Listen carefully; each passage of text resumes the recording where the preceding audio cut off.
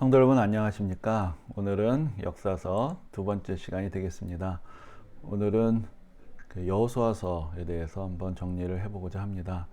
여호수아서는 이제 우리가 어떻게 생각하면 여호수아서니까 여호수아가 썼겠다라고 생각을 할 수가 있겠죠. 그런데 이제 우리가 역사서에 대해서 앞으로 계속 살펴보겠는데 이 역사는 언제 쓰여질까요? 역사는 이 모든 사건들이 끝났을 때 최종적으로 쓰여지게 됩니다. 물론 그건 어떤 면에서는 앞에 우리가 다뤘던 모세오경도 좀 비슷하다고 할 수가 있겠지만, 예를 들어서 이런 것입니다. 여러분, 고려사는 언제 쓰여졌을까요? 고려라는 나라가 망하고 나고 조선이 들어서야 고려의 역사를 쓸 수가 있는 것이죠. 물론 그 전에 여러 가지 역사의 기록들은 있었습니다. 하지만 고려사라는 것을 저수를 하려면 고려라는 나라의 시작과 끝이 다 정해져야 그 다음에 쓸 수가 있겠죠. 우리가 우리나라의 삼국시대에 대해서 알 수 있는 책이 이제 두 권의 책이 있습니다. 삼국유사, 삼국사기 이런 두 권의 책이 있는데요. 이 두 권은 다 언제 쓰여졌을까요? 이 책들은 삼국시대에 쓰여진 게 아니라 고려시대에 쓰여집니다. 그러니까 고려시대가 되어야 삼국시대 전체 역사를 쓸 수가 있는 것이죠. 그래서 이제 여호수아라는 책이 하나의 어떤 단독의 책이 아니라, 우리가 좀 이따가 다시 살펴보겠지만은, 사실은 여러분들 성경을 쭉 읽어보시면 여호수아, 사사기, 또 사무엘, 열왕기, 이게 쭉 하나의 이야기로 전개가 되고 있습니다. 그래서 이 이야기가 전체 하나의 큰 이야기로 구성이 되려면 이 모든 그 중요한 사건들이 끝이 나야 전체 사건들을 다시 조망해 보면서 일목요연하게 정리해서 하나의 역사로서 기술을 할 수가 있는 것입니다. 그렇기 때문에 이 여호수아서 같은 경우에 이제 우리가 전체적인 역사서의 하나의 부분으로서 생각을 하게 되면은 두 가지로 나눠서 생각을 해볼 수가 있겠죠. 그러니까 여호수아 당시의 기록이 있었을 것입니다. 그리고 고대 시대에는 구전 전승이라는 것도 중요하기 때문에 꼭 모든 것들이 문서로 남는 것이 아니라 구전으로 전승되는 것, 또 그 당시에 성경에서 보면 기록하라는 말들이 많이 나오기 때문에 기록된 것, 이런 이야기들이 있었을 것이고요. 근데 그것이 하나의 책으로 또 편찬이 되고, 또 그것이 다른 여러 책들과 함께 하나의 큰 이야기를 구성한다는 것은 어느 한순간에 될 수 있는 일은 아닌 것이죠. 그래서 이제 여호수아 시대의 역사 기록으로부터 시작을 해서 이제 이스라엘의 왕정 시대 이 역사가 하나의 틀을 갖추게 되었을 것이고요. 그런데 이제 궁극적으로 이 구약 성경이 의도하는 어떤 신앙적인 어떤 의미를 담은 그런 하나의 역사서로서, 또 하나님의 말씀, 성경의 일부로서의 역사서로서의 그러한 어떤 그 책의 완성이란 것은 이스라엘 백성들이 그 나라가 망하고 포로로 끌려갔다가 돌아오게 되는 그 시점이 되어서야 그 신앙적인 관점으로 역사를 다시 돌아보게 되고, 그 이전에 있었던 하나의 자료들, 그런 당시의 기록들, 그것들을 정리를 해서 하나의 어떤 신앙적인 관점 안에서 그것이 하나의 역사로서 편찬이 되는 것입니다. 이제 이런 과정들은 여호수아서뿐만 아니라 사실 모든 역사서에 동일하다고 할 수가 있습니다. 그래서 여호수아서도 이 여호수아 시대에 어떤 여호수아가 쓴 기록이라는 의미에서가 아니라 여호수아를 중심으로 이스라엘 백성들이 가나안 땅을 정복하게 되었던 그 시대에 대한 한 기록을 담은 하나의 큰 어떤 성경의 역사서의 하나의 일부다. 우리가 그런 관점에서 역사서를 이해를 하고 여호수아서를 이해를 해야 할 것입니다. 근데 이제 여호수아서에 주요하게 담겨 있는 내용들은 무엇이냐? 이제 가장 중요한 것이 바로 하나님의 신실하심입니다. 그러니까 우리가 앞에 모세오경에서 특별히 하나님께서 아브라함을 통해서, 또 아브라함의 이삭과 야곱, 또 그다음에 출애굽기 이스라엘 백성들을 애굽에서 불러내시면서 하나님께서 땅을 주시겠다라고 약속을 하셨는데, 그 약속이 성취가 된 것이죠. 그래서 하나님의 말씀이 성취가 되고 하나님의 백성이 하나님의 은혜로 땅을 차지하게 되었던 것, 이제 거기서 나타난 하나님의 언약과 하나님의 신실하심, 이제 그것이 여호수아서의 중요한 어떤 하나의 어떤 핵심적인 주제라고 할 수가 있고요. 그 안에서 이 백성들에게 땅을 주시기 위해서 이 백성들을 위해서 싸우시는 하나님, 그리고 하나님께서 명하시는 이 거룩한 전쟁, 이제 그것이 이제 여호수아서의 어떤 토대를 이루는 또 중요한 그런 하나의 줄기를 이루는 사건들이라고 할 수가 있습니다. 그리고 이제 실제적으로 우리가 볼 수 있는 것이 가나안 땅이 어떻게 정복이 되고 분배가 되었는가, 그것이 이제 그 이후의 역사를 이해하는데 또 중요한 어떤 줄거리가 되는 것이죠. 그래서 이러한 주제들을 중심으로 이제 여호수아서가 이제 기록이 되어 있는 것을 볼 수 있습니다. 그래서 우리가 전체적인 틀거리를 다시 조금 더 자세하게 살펴보면요. 이제 우리가 그 앞에서 신명기의 마지막은 이 요단강을 건너가기 전에 이제 모압 평지에 이스라엘 백성들이 모여 있어서 거기서 이제 마지막으로 모세가 신명기의 모든 말씀, 하나님께서 이스라엘 백성들, 이 광야 생활을 마친 제2세대의 백성들에게 새롭게 주시는, 또 가나안 땅에 들어가서 지켜야 될 여러 가지 그 율법의 말씀들을 다시 정리해 주시는 이제 그런 이야기들로 끝나게 됩니다. 그리고 나서 이제 모세는 죽고 모세의 후계자로 여호수아가 세워지게 되죠. 이제 여호수아서는 그 자리에서부터 시작이 됩니다. 그러니까 여호수아에게 하나님께서 모세의 뒤를 이어서 이제 이스라엘 백성들을 이끌어서 가나안 땅으로 들어가도록 그에게 임무를 주시고 그와 함께 하시겠다고 약속을 하십니다.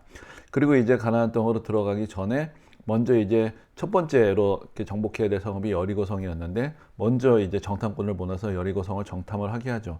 그리고 나서 이제 본격적으로 가나안 땅으로 들어가는 이제 장면이 나오는데 그것이 바로 요단강을 건너는 것입니다. 요단강을 건너는 장면은 이스라엘 백성들이 애굽에서 나올 때 홍해를 건넜던 것을 연상시키는, 그러니까 홍해도 그들 앞에 홍해가 가로막혀 있었을 때 하나님께서 그것을 모세의 지팡이를 통해서 가르게 하셨죠. 그리고 나서 이스라엘 백성들이 걸어서 건너게 하셨는데 요단강에서도 그 요단강에 가장 물이 많고 넘치던 그때 하나님께서 그 이번에는 제사장들이 법궤를 가지고 먼저 요단강 물을 밟게 하시고 그때 이제 요단강 물이 멈춰서게 됩니다. 그리고 나서 모든 이스라엘 백성들이 걸어서 건너게 되고 그리고 나서 마지막으로 제사장들이 건너게 되는 것이죠.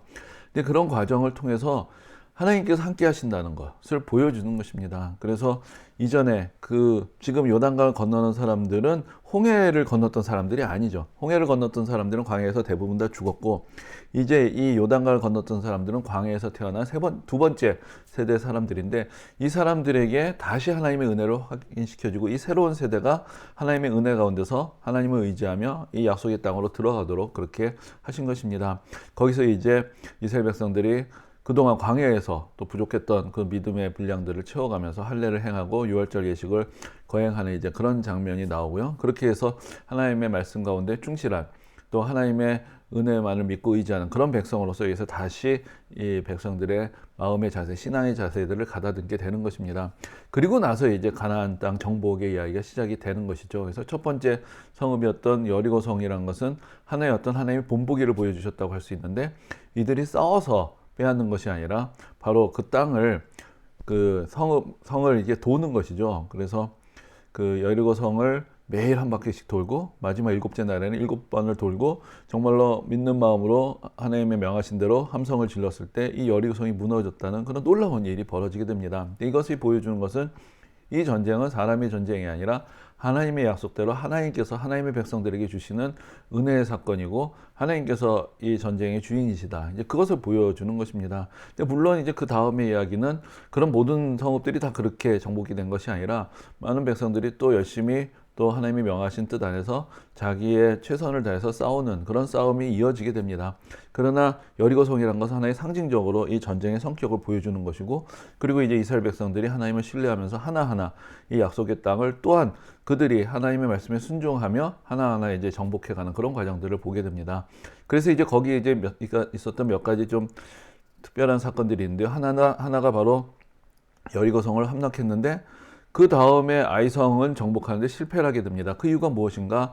바로 여리고성을 함락한 후에 하나님께서 여리고성에 있는 모든 것들을 다 하나님께 바치라고 했는데 아간이라는 사람이 그 중에 일부를 도둑질을 했던 것이죠. 그래서 하나님께 대한 전적인 순종, 또 이 모든 전쟁이 하나님의 은혜로 되는 것이다. 그 믿음의 고백이란 것이 이 가나안 땅 정복의 기반이 되는 것인데 그 순전한 믿음의 고백이 없을 때 결국 전쟁이 실패를 하더라. 이제 그것을 깨우쳐 주시는 그런 어떤 사건이라고 할 수 있습니다. 그리고 이제 그 다음에 좀 특이한 이야기가 있는데요. 이 이스라엘 백성들이 가나안 땅으로 쳐들어가게 되니까 그래서 이제 가나안 땅의 여러 족속들을 하나하나 이제 정복을 해 들어가게 됩니다. 그런데 그 인근에 기브온이라는 성읍이 있었는데 이 성읍 사람들이 그 이야기를 들어요. 그래서 어떻게 하면 이 난국을 헤쳐나갈까 하다가 마치 스스로 이제 이렇게 낡은 옷을 입고 마치 아주 먼 데서 온 것처럼 꾸며가지고 우리랑 약조를 맺자. 우리가 당신네들이 정말 하나님과 함께 하시는 민족이라는 걸 아는데 우리와 함께 서로 조약을 맺어서 서로 돕자. 이제 그런 이야기를 하니까 그 당시 이제 여호수아가 이 상황들을 잘 살피지 못하고 그래 좋다고 이 사람들과 약조를 합니다. 그런데 알고 보니까 이 사람들이 바로 그 다음에 이제 전복해야 될 그런 민족이었던 것이죠. 그런데 여기서 이제 여호수아가 그 약속을 지킵니다. 그래가지고 너희들 우리를 속였기 때문에 우리도 너희를 정복하겠다, 그게 아니라 그 약속을 소중하게 여기지만 그 대신에 이 백성들을 정복하고 진멸하는 대신에 이스라엘 백성들을 위해서 종으로 삼는 것이죠. 그래서 이제 그들이 속인 것에 대한 대가는 치르지만 그러나 그들과 맺었던 약속 그 자체는 또 존중을 하는 이제 그런 모습을 보여주고 있습니다.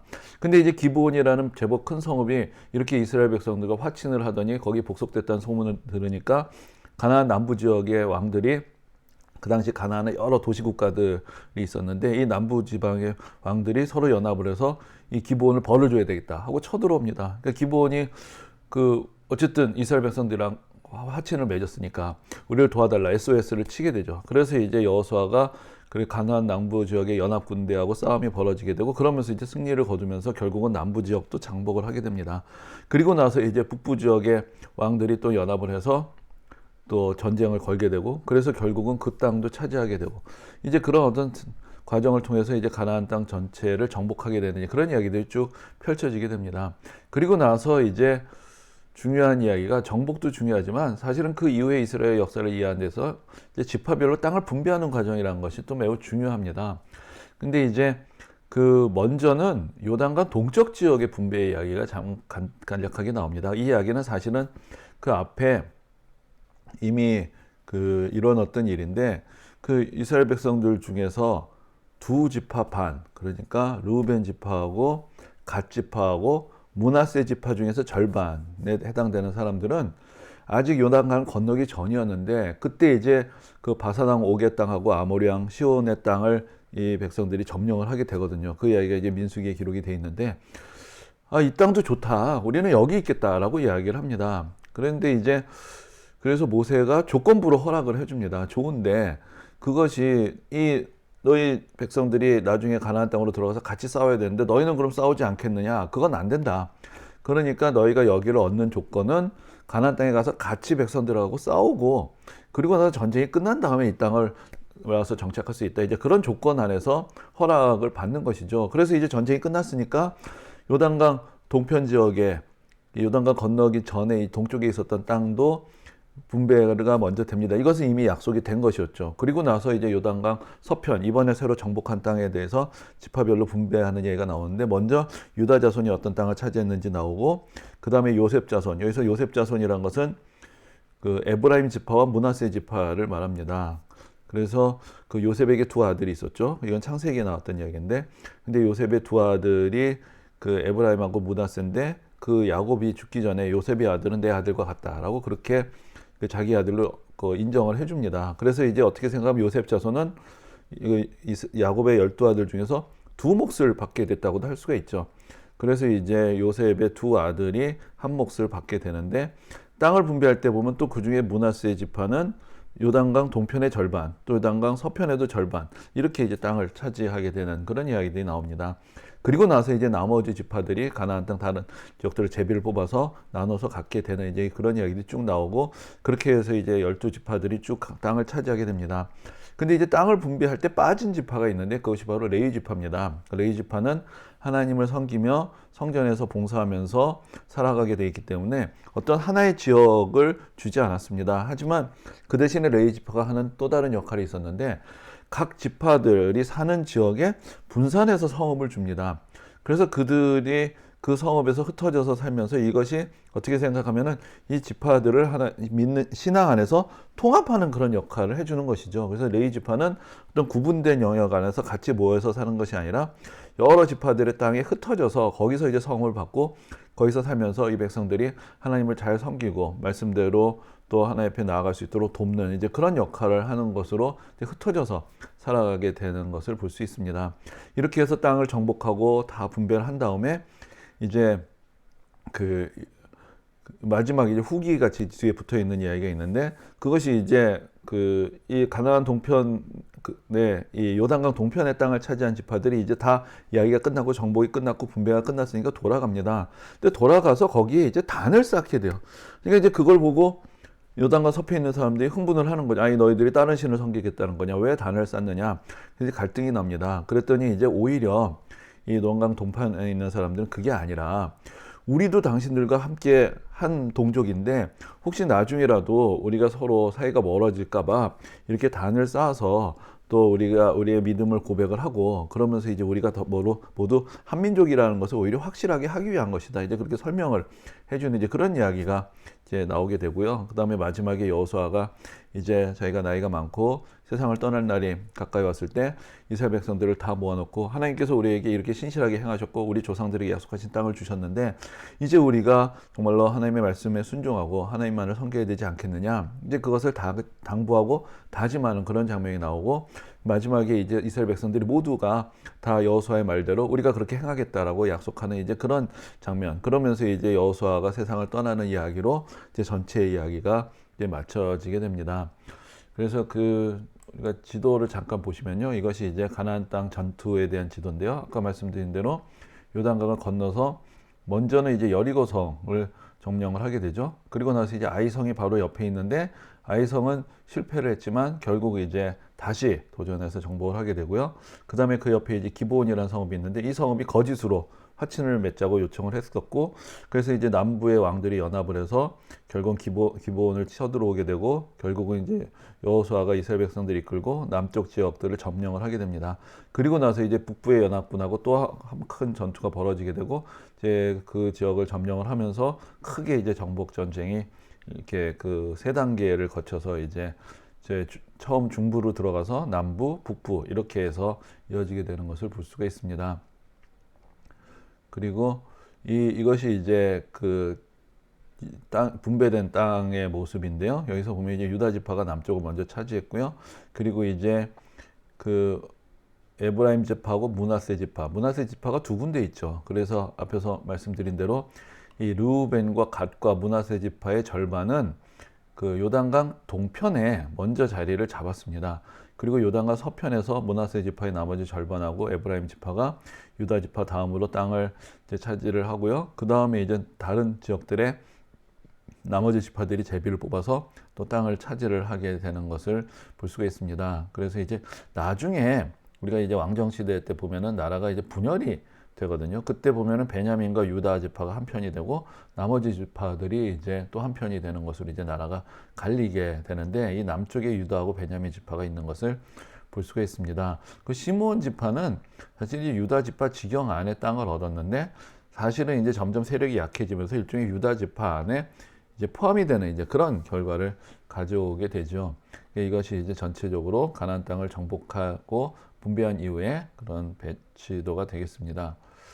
그래서 이제 우리가 이제 역사서를 쭉 이해를 할 때 지난 시간에도 말씀을 드렸지만은 구약성경에 보면 일종의 두 권의 큰 역사서가 있다라고 할 수가 있습니다. 그래서 하나는 바로 이 여호수아서부터 시작해서 열왕기까지 이어지는 이야기인데요. 이것이 하나의 연속적인 구조를 가지고 그 하나의 서술이 이루어지고 있고요. 그리고 나서 열왕기 뒤에 역대기라는 책이 나오는데 그럼 역대기는 열왕기 다음 얘기냐? 그게 아니라 역대기는 다시 앞으로 이야기가 돌아갑니다. 그래서 이제 거기서부터 새로운 역사서가 시작이 된다고 할 수가 있는데요. 그래서 여호수아부터 열왕기까지의 역사서를 신명기 역사서라는 그런 명칭으로 부르기도 합니다. 그것은 신명기에서 이제 마지막에 하나님과 맺은 언약, 또 하나님께서 하나님의 말씀에 순종했을 때 주실 축복과 또 순종하지 않았을 때 내리게 될 그런 심판에 대한 이제 그런 말씀들을 선포를 하셨는데 그것이 하나의 기준이 되어서 역사를 서술하고 있다는 것이죠. 그래서 얼마나 하나님의 말씀에 순종했는가, 이제 그것을 가지고 그 율법을 기준으로 또 하나님과 맺은 언약의 충실함을 기준으로 그 이후의 역사를 평가를 하고 서술하는 이제 그런 역사서다. 그런 면에서 이제 신명기가 하나의 역사 서술의 기준이 됐다. 그래서 이제 신명기 역사서라고 부르는 것인데요.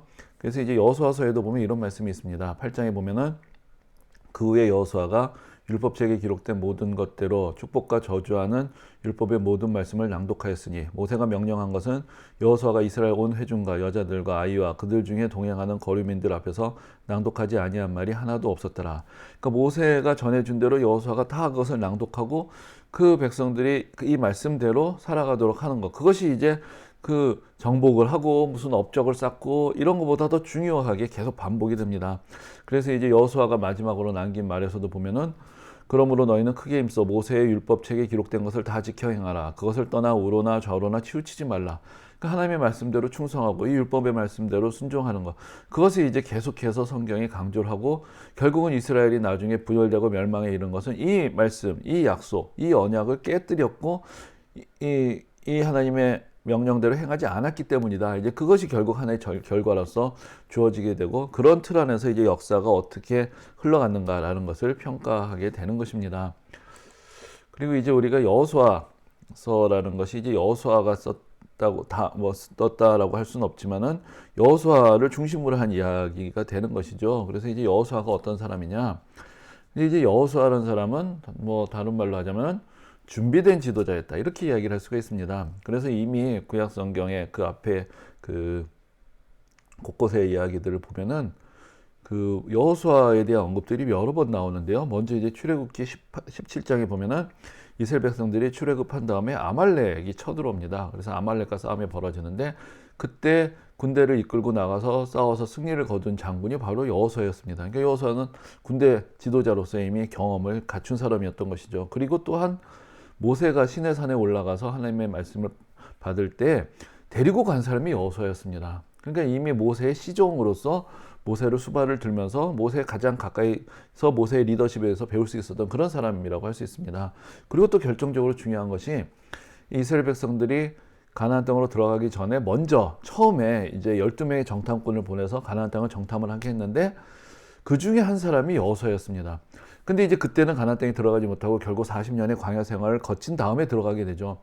그런데 그 당시 이제 그래서 불평을 하고 그 당시에 이제 가나안 땅을 하나님께서 주셨다는 그 약속을 믿지 못하고 결국은 광야 생활 40년 동안에 그 광야에서 그 애굽에서 나온 첫 세대가 다 죽고 나서 그 다음에 이제 가나안 땅으로 들어가게 되는데 그 광야 생활을 계속해서 이겨나가고 이제 가나안 땅에 들어갈 수 있었던 사람이 그 12명의 정탐꾼 중에서 오직 여호수아하고 갈렙 2명이었습니다. 그래서 이제 이 여호수아는 어떤 면에서 보면은 이미 가나안 땅을 쭉 정탐해 본 사람이었어요.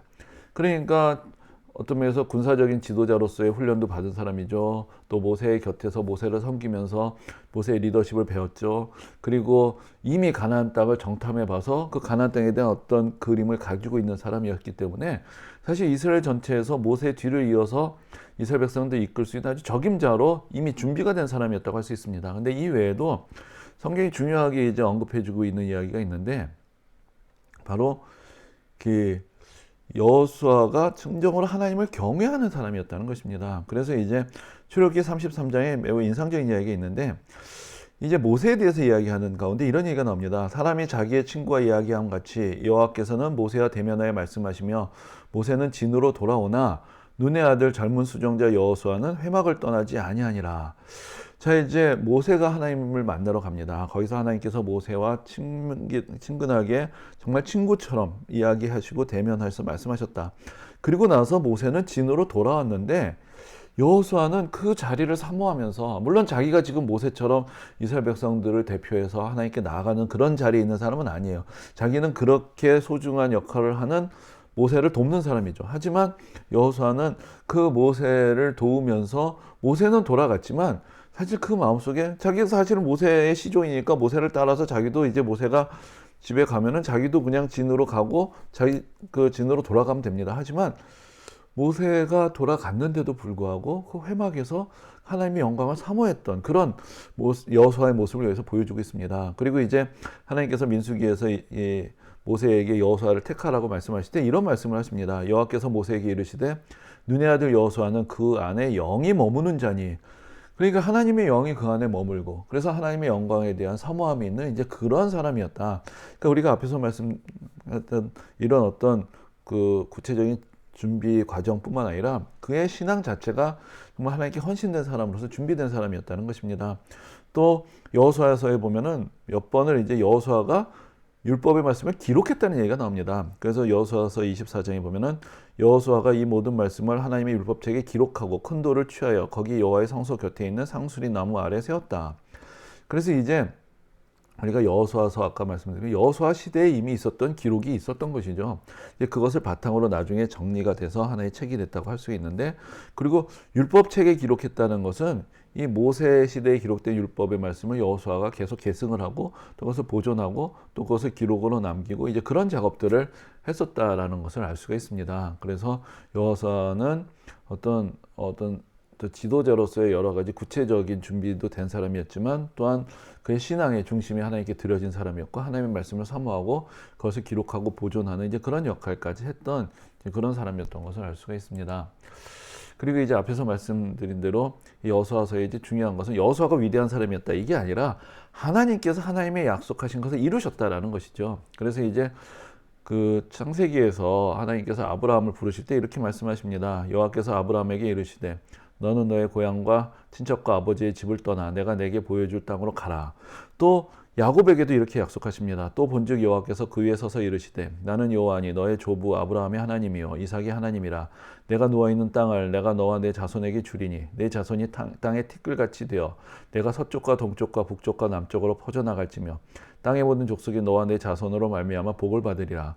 또 그 다음에 이스라엘 백성들이 출애굽할 때 하나님께서 모세를 이스라엘 백성들에게 보내셔서 그들을 건져내게 하시면서 먼저 이렇게 약속하십니다. 내가 내려가서 그들을 애굽인의 손에서 건져내고 그들을 그 땅에서 인도하여 아름답고 광대한 땅, 젖과 꿀이 흐르는 땅, 곧 가나안 족속, 헷 족속, 아모리 족속, 브리스 족속, 히위 족속, 엽스 족속의 지방에 데려가려 하노라. 그러니까 여기서 보면은 하나님께서 아브라함에게도 내가 너에게 보여줄 땅으로 가라. 그리고 나서 이제 아브라함의 자손 또 특별히 야곱에게 네가 지금 누워있는 그 땅을 내가 내 자손에게 주겠다. 그리고 또 이스라엘 백성들을 건져내실 때 내가 너희들을 건져내서 내가 너에게 약속했던 이 젖과 꿀이 흐르는 가나안 땅으로 내가 너희를 인도해내겠다. 이것이 다 이제 모세 오경에 있는 하나님의 약속인데 이것이 이제 여호수아서에서 성취가 되는 것이죠. 그래서 가나안 땅을 이스라엘 백성들이 이끌고 들어가게 하시고 그 모든 전쟁에서 승리하게 하셔서 하나님께서 약속하신 대로 그 땅을 주시는 그런 신실하신 하나님, 또 하나님의 백성을 통해서 그 땅을 차지하게 하시고 이제 그 백성들을 통해서 또 천하 만민에게 복을 내리시는 그 하나님의 신실하심을 이제 계속 이루어 가실 것을 여기서 이제 보여주시는 것입니다. 그런데 이제 우리가 여호수아서에서 사실은 이제 좀 눈여겨봐야 되고 또 우리가 좀 고민해야 되는 또 주제가 있습니다. 그래서 일단은 여기서 이제 우리가 은혜롭게 생각을 하면은 앞에서 말씀드린 대로 이 전쟁은 하나님이 주도하시는 전쟁이에요. 그래서 여호수아서 앞부분에 하나님께서 여호수아에게 이렇게 말씀하십니다. 강하고 담대하라. 너는 내가 그들의 조상에게 맹세하여 그들에게 주리라 한 땅을 이 백성에게 차지하게 하리라. 그래서 너는 내가 그들의 조상에게 맹세하여 그들에게 주리라 한 땅을 이 백성에게 차지하게 하리라. 하나님께서 여호수아에게 용기를 주시고 여호수아를 통해서 이 땅을 차지하게 하겠다라고 미리 명령을 하시고 약속을 하시죠. 그래서 이제 그들을 이끌고 여호수아를 통해서 그 일을 행하시는 것입니다. 그리고 이제 그 과정 가운데서 또 이런 얘기가 나옵니다. 그들의 마음이 완악하여 이스라엘을 대적하여 싸우러 온 것은 여호와께서 그리하게 하신 것이라. 그들을 진멸하여 바치게 하여 은혜를 입지 못하게 하시고 여호와께서 모세에게 명령하신 대로 그들을 멸하려 하심이었더라. 이제 이 백성들과 전쟁이 벌어지게 되었던 것, 그래서 이 모든 싸움이 하나님께서 그렇게 하신 것이고 그래서 결국은 그 싸움을 통해서 그들을 진멸하여서 바치게 함으로 하나님의 은혜를 입지 못하게 하시고 하나님께서 모세에게 약속하신 대로 그들을 멸하셨다. 이제 그렇게 이야기를 합니다. 그리고 마지막에 여호수아가 마지막에 당부를 하면서 이 모든 일들을 이렇게 정리합니다. 너희의 하나님 여호와께서 너희를 위하여 이 모든 나라에 행하신 일을 너희가 다 보았거니와 너희 하나님 여호와 그는 너희를 위하여 싸우신 이시니라. 하나님이 사실은 여호수아를 일으키셔서 그를 담대하게 하셔서 그를 보내셔서 이 땅을 차지하게 하시죠. 그리고 이스라엘 백성들을 대적하는 민족들과 싸움에서 이 백성들을 진멸하게 하시고 그렇게 해서 결국은 그들을 멸하게 하신 것도 하나님이시고 그리고 결국은 이스라엘 백성들 위해서 싸우신 분이 하나님이시다. 이 전쟁은 하나님의 전쟁이고 하나님께서 이스라엘 백성들을 위해서 또 이스라엘 백성들을 통하셔서 하나님의 언약을 이루시는 그런 전쟁이었다. 이것을 이렇게 보여줍니다. 그런데 이제 이게 참 어떻게 생각하면 은혜로운 이야기가 되지만 그러나 또한 여기서 이제 우리가 이 진멸한다. 그 이스라엘 대적하는 그 가나안 땅의 족속들을 하나님께서 진멸하셨다. 이게 사실은 쉬운 얘기는 아닙니다. 그것은 정말 오늘날의 관점으로 생각을 하면은 그걸 이제 우리가 제노사이드라고도 이야기를 하는데 그 한 족속을 다 멸하게 하시는 그런 하나님. 참 어떻게 하나님이 그렇게 하실 수가 있는가? 그래서 이제 문제가 되는 것이 이것이 하나의 어떤 나쁜 모범, 나쁜 모델이 돼서 이것이 자꾸 이제 그걸 흉내내는 사람들이 나오는 것이죠. 그래서 어떤 이 자기들이 생각할 때 악하다고 생각하거나 자기들이 생각할 때 자기들보다 열등한 민족들을 향해서 이 성경을 인용하면서 어떤 자기들이 여호수아의 어떤 후계자라도 되는 것처럼 그렇게 진멸을 하고 피를 흘리고 이제 그런 일들이 그 역사에 뭐 십자군 전쟁에서 벌어진 일이라든지 아니면은 나중에 제국주의 시대에 또 세계 여러 곳곳에서 그 일어났던 여러 일들 가운데 이런 마치 제2의 자기들이 여호수아인 것처럼 행하는 이제 그런 모습들이 보여지기 때문에 사실 이 여호수아서가 오늘날엔 또 한편으로 어떻게 보면 참 은혜로운 말씀이지만 참 우리에게 걸림이 되는 그런 말씀이 됩니다. 근데 여기서 이제 하나님께서 명하셨다라는 구체성이라는 것을 우리가 좀 생각해 볼 필요가 있고요. 그래서 하나님의 모든 땅의 주인은 하나님이시죠. 그리고 그 당시에 이제 가나안 백성들이 얼마나 하나님 보시기에 악했는가. 이제 그것을 또한 사실은 성경이 여러 가지로 증언해 주고 있기 때문에 결국 이것은 거룩하신 하나님이 그 죄악에 빠진 이 세상을 향하여 심판하시는 그러한 하나님의 권능 안에서 이루어지는 것이다. 이것은 사실 어떤 면에서 우리에게도 두려움을 주는 말씀이 되는 것이죠. 결국 인간은 죄인이고 하나님의 심판을 피할 수 없다라는 것을 여기서 이렇게 보여주시는 그냥 그런 말씀이 되는 것이고, 또한 이것을 우리가 구체적인 맥락 안에서 봐야 되는 것이 여호수아가 그랬으니까 나도 그러겠다 이게 아니라 그것은 그 백성들에게 하나님께서 또한 약속하신 것을 하나님께서 이루시는 그런 하나님의 말씀의 성취로서 주어진 사건이었다. 이것을 우리가 기억할 필요가 있습니다. 그리고 우리가 조금 이거는 이제 우리가 역사적으로 생각해 볼 때 그 고대 사회의 전쟁의 의미하고 현대 사회의 전쟁의 의미에는 조금 또 우리가 차등을 돌 수가 있는 것이죠. 그 얘기는 무슨 이야기냐면 여러분들 한번 우리가 우리나라 역사에서 생각을 해볼 때 우리가 우리나라의 이제 위대한 어떤 인물들 생각을 합니다. 그러면 누가 생각나십니까? 세종대왕 생각이 나죠. 근데 세종대왕이 했던 중요한 일 중에 하나가 영토를 확장한 것이었어요.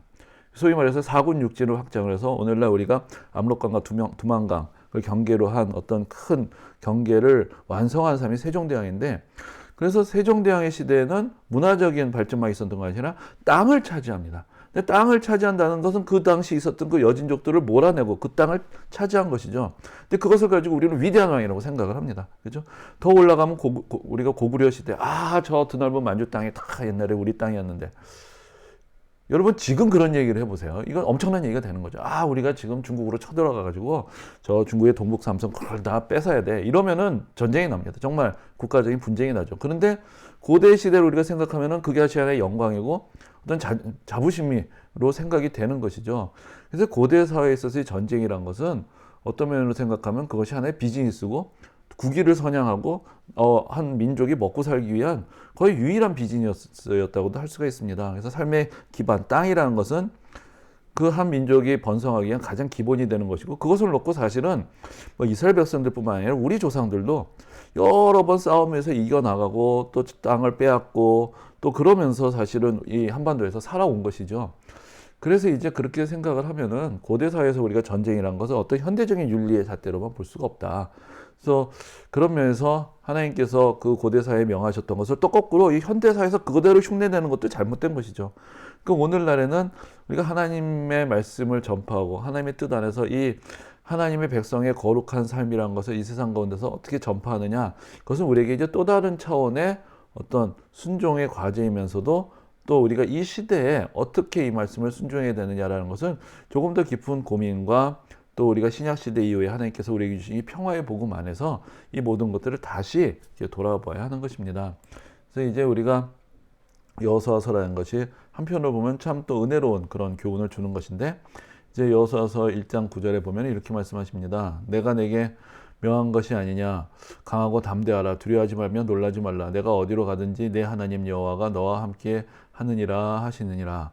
그래서 이제 하나님께서 여호수아에게 명하시면서 강하고 담대하라, 내가 너와 함께 하겠다 약속하셨던 이 말씀은 사실 많은 성도님들에게 위로를 주고 소망을 주는 이제 그런 말씀으로 많은 분들에게 사랑을 받았던 말씀입니다. 그래서 우리가 성도의 삶으로서 하나님께서 이스라엘 백성들과 함께 하셨던 그 과거의 하나님이 아니라 지금 우리 삶에 함께 하시면서 바로 하나님께서 명하시는 그 삶을 향해서 우리가 나아갈 때, 그러니까 이것이 자꾸 어떤 자기 욕심의 성취로서가 아니라 지금 이 백성들은 하나님이 인도하시는 그 하나님의 약속을 성취하기 위해서 나아가는 그런 삶이었던 것이죠.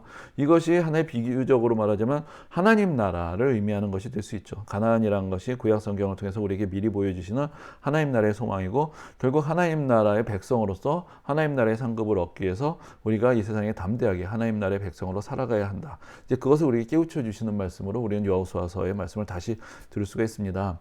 그리고 여호수아서에서 또 우리에게 매우 도전을 주는 사람 중에 하나가 또한 갈렙이죠. 그래서 갈렙이 아까도 말씀드렸지만 여호수아와 같이 사실 가나안 땅을 미리 봤던 사람인데, 그리고 40년 동안 그 꿈을 마음에 품고 기다렸어요. 그래서 이제 40년이 지나고 이제 그 여호수아는 어떻게 생각하면 여호수아 갈렙 두 사람이 그 가나안 땅을 정탐했던 사람으로서 칭찬을 받았던 사람인데, 여호수아는 이스라엘의 지도자가 됐죠. 그런데 갈렙은 그만한 어떤 지위를 차지하지 못했어요. 하지만 그리고 이미 40년이 지나서 나이가 85세가 됐어요.